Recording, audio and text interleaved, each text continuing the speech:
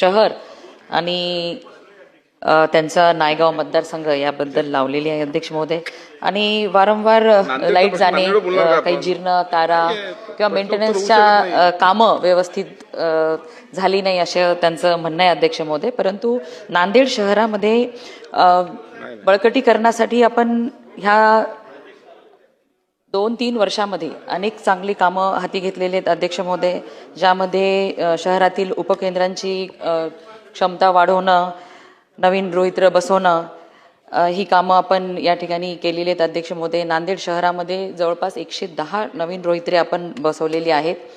आणि अध्यक्ष महोदय, ज्या AB बंच स्विच बसवले, ज्याच्यामुळे वारंवार जे इंटरप्शन येतं आणि काही कुठे मेंटेनन्सचं काम असेल तर पूर्णच एरिया बंद होऊ नये म्हणून आपण 65 AB स्विच नांदेड शहरामध्ये बसवण्यात आलेले आहेत.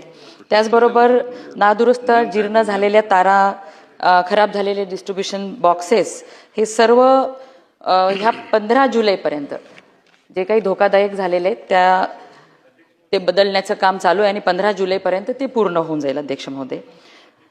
नांदेड शहरासाठी आपण नवीन 33 kV या ठिकाणी नवीन 33 kV उपकेंद्र सुद्धा मंजूर केलेले आहेत. त्याचेही कामं प्रगतीपथावर आहे आणि अनेक पूर्णत्वाकडे सुद्धा जात आहेत अध्यक्ष महोदय. सन्मान्य सदस्यांनी सांगितलं की या ठिकाणी अंडरग्राऊंड केबलची चौकशी करावी, कारण की ते काम व्यवस्थित झालं नाही, पण त्याची चौकशी सुद्धा केली जाईल अध्यक्ष महोदय. नंतर आपण जे VC वारंवार VC अधिकारी घेतात आणि त्यामुळे प्रत्यक्ष फील्डवर कर्मचारी जाऊ शकत नाही, तर VC घेण्याबाबत सुद्धा एक धोरण आखलं जाईल की वारंवार VC घेण्यात येऊ नयेत आणि कार्यकारी अभियंतापर्यंतच VC घेतल्या जातील, हे एक धोरण आखण्यात येईल अध्यक्ष महोदय. त्याबरोबर नांदेड विष्णुपुरी भागातील वाढीव डेव्हलपमेंटच्या दृष्टीने आपण एक नवीन DPR सुद्धा तयार करण्यात येत आहे आणि तो DPR तयार झाल्यानंतर शहराच्या वाढीव मागणीच्या नुसार त्या ठिकाणी काम करण्यात येतील. आणि कंत्राटी कामगार जे संपर्क पोर्टलद्वारे त्यांची तक्रार केल्या जाते आणि ते कामावर असतील तरच त्यांचा पगार काढण्यात येत असतो.